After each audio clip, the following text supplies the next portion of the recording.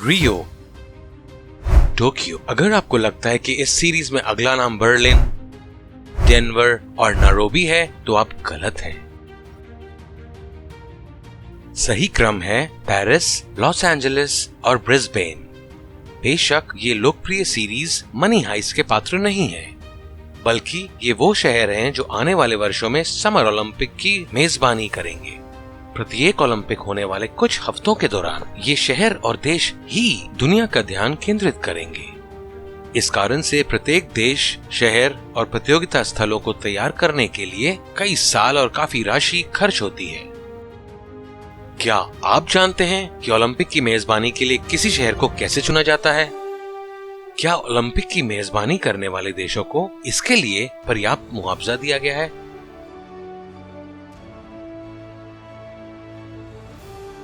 क्या भारत को जब भी संभव हो भारी मात्रा में धन खर्च करके इस तरह के आयोजन की मेजबानी करनी चाहिए?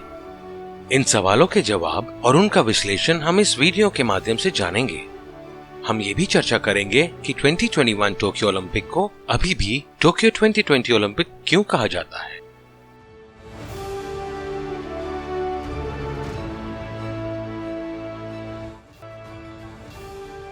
एक ओलंपिक मेडल, ये किसी भी प्रतिभाशाली एथलीट की सबसे बड़ी आकांक्षा या यूं कहें सपना होता है।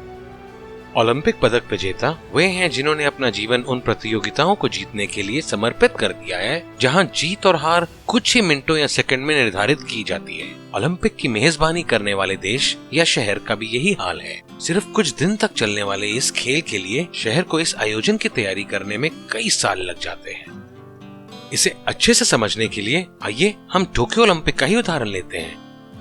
6 शहरों ने 32वें समर ओलंपिक की मेजबानी करने के लिए अपनी रुचि दिखाई।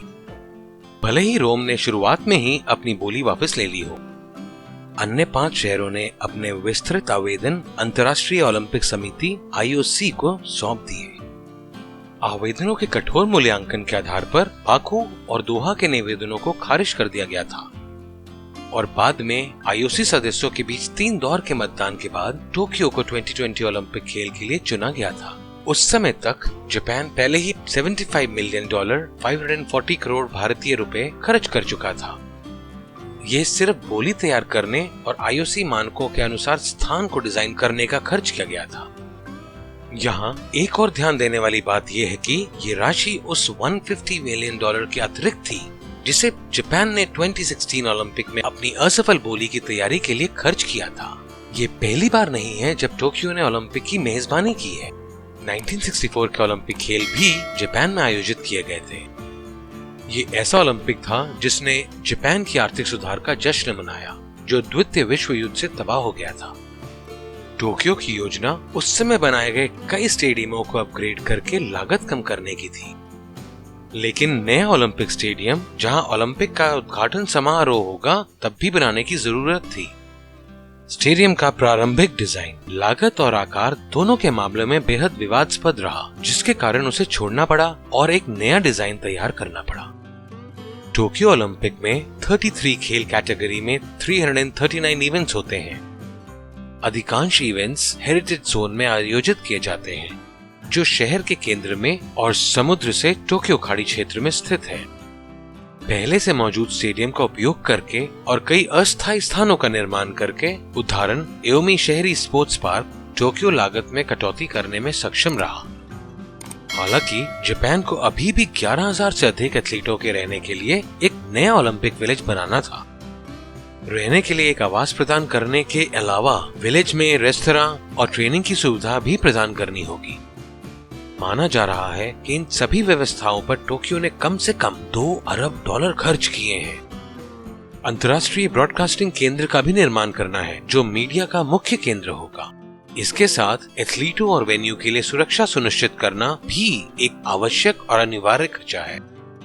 हालांकि ओलंपिक की मेजबानी करने वाले शहर को इतना खर्चा करने से क्या फायदा होगा? सबसे पहले उस शहर और देश की प्रतिष्ठा महत्वपूर्ण हो जाएगी क्योंकि ये पूरी दुनिया के ध्यान का केंद्र होगा। 1964 टोक्यो ओलंपिक, 1988 सियोल और 2008 बीजिंग सभी ने देश की तीव्र प्रगति को दुनिया के सामने उजागर किया था। इसके अलावा ओलंपिक से संबंधित बुनियादी ढांचों के विकास से शहरवासियों को दशकों तक लाभ होगा। ओलंपिक खेलों में होने वाली आय भी काफी है। प्रत्येक समर ओलंपिक के लिए अकेले घरेलू और विदेशी पर्यटकों को टिकटों की बिक्री 1 बिलियन अमेरिकी डॉलर से अधिक की होती है। खेलों के लिए स्पॉन्सरशिप राजस्व काफी अधिक है। हालांकि अंतर्राष्ट्रीय स्पॉन्सरशिप से होने वाले राजस्व आईओसी को जाएगा, लेकिन मेजबान देश को घरेलू स्पॉन्सरशिप से होने वाली आय से लाभ मिलता है। आय का एक अन्य स्रोत व्यापार है। टोक्यो वर्ष 2017 से ही टोक्यो 2020 लोगों के साथ टी शर्ट, सोने के सिक्के और फोल्डिंग फैन की बिक्री कर रहा है। इसीलिए भले ही ओलंपिक को 2021 तक के लिए स्थगित कर दिया गया हो, फिर भी इसे टोक्यो 2020 के नाम से ही जाना जा रहा है। लेकिन जब ओलंपिक आयोजनों के ब्रॉडकास्ट से होने वाली राजस्व की तुलना की जाती है तो बाकी सब कुछ इस तुलना में फीका पड़ जाता है। अन्य खेल के आयोजनों की तरह ब्रॉडकास्ट और विज्ञापन ओलंपिक के लिए राजस्व का एक बड़ा हिस्सा है। अनुमान है कि टोक्यो 2020 के प्रसारण में होने वाली आय कम से कम 3 अरब अमेरिकी डॉलर 22,000 करोड़ रुपए होगी। हालांकि इसमें से ज्यादातर पैसा आईओसी को जाता है। वास्तव में आईओसी को कुल राजस्व का 75% प्रसारण अधिकारों से हासिल होता है, जिसके परिणाम स्वरूप मेजबान देश को इसका एक छोटा हिस्सा ही मिलेगा। यदि हम पिछले कुछ दशकों में प्रत्येक ओलंपिक की वित्तीय स्थिति को देखें तो हम देख सकते हैं कि अधिकांश मेजबान देशों को भारी नुकसान हुआ है। टोक्यो ओलंपिक का भी मामला कुछ ज्यादा अलग नहीं लग रहा है। हालांकि शुरुआती अनुमान 13 अरब डॉलर का था, लेकिन वैश्विक महामारी कोरोना ने सभी गणनाओं व अटकलों को बिगाड़ दिया है। जापान को न केवल ब्रॉडकास्ट को रोकने के लिए अतिरिक्त उपाय करने पड़े, बल्कि एक अतिरिक्त वर्ष के लिए स्टेडियम और ओलंपिक विलेज को बनाए रखने का खर्चा भी उठाना पड़ा। इन कारणों से ये माना जाता है कि लागत पहले ही दुगनी 26 अरब अमेरिकी डॉलर हो चुकी है। चीजें और तब ज्यादा खराब हो गईं जब जापान ने घोषणा की कि कोरोना के सुपर स्प्रेडिंग के डर से स्टेडियम में कोई प्रशंसक नहीं होगा, जिसका अर्थ है कि टिकटों से होने वाली आय पूरी तरह से खत्म। हाल के सर्वेक्षणों से पता चला है कि 80% जापानी नागरिक ओलंपिक की मेजबानी के खिलाफ है। जापान ओलंपिक रद्द नहीं कर सकता। यदि वो ऐसा करते हैं तो उन्हें अपने बाइंडिंग एग्रीमेंट के अनुसार आईओसी को मुआवजे के रूप में बड़ी राशि का भुगतान करना होगा। इसके अलावा 2022 में विंटर ओलंपिक की मेजबानी चीन द्वारा की जाएगी, जो जापान का एक क्षेत्रीय प्रतिद्वंदी है। इसीलिए घरेलू विरोध के बावजूद जापान के पास आगे बढ़ने के अलावा और कोई रास्ता नहीं बचा है। वर्तमान हालातों को देखते हुए जापान वास्तव में बड़ी मुश्किलों व चुनौतियों का सामना कर रहा है। अकेले टोक्यो के साथ ऐसा मामला नहीं हुआ है।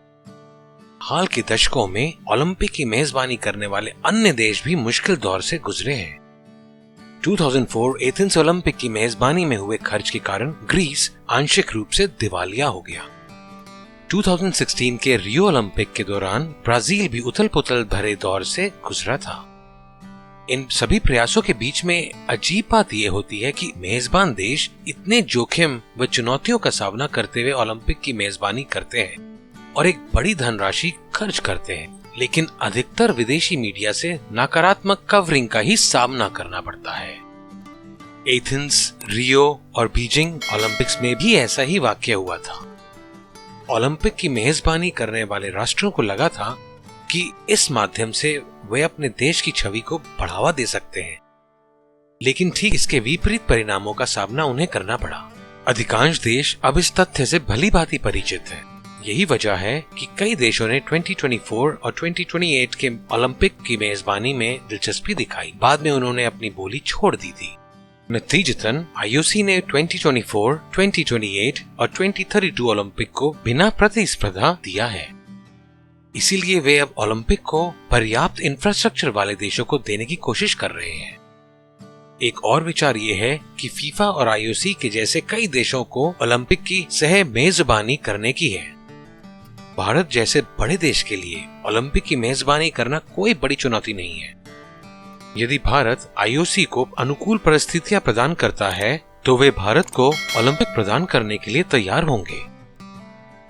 तो अनिवार्य रूप से सवाल ये नहीं है कि क्या भारत ओलंपिक की मेजबानी कर सकता है, बल्कि अगर हाँ तो कब। माना जा रहा है कि भारत ने 2032 ओलंपिक अहमदाबाद और 2048 ओलंपिक दिल्ली के लिए बोली लगाने की कोशिश की है, लेकिन हमें ये सोचने की जरूरत है कि दसियों करोड़ रुपए की लागत से ओलंपिक चलाकर क्या हम कुछ हासिल कर सकते हैं। इसके विपरीत ओलंपिक पदक सूची में हमारे देश की स्थिति को दुनिया में सुधारने के लिए हमें तत्काल अपने एथलीटों को सक्षम बनाने की आवश्यकता है। टोक्यो ओलंपिक में भाग लेने वाले सभी भारतीय एथलीटों को हम शुभकामनाएं देते हैं।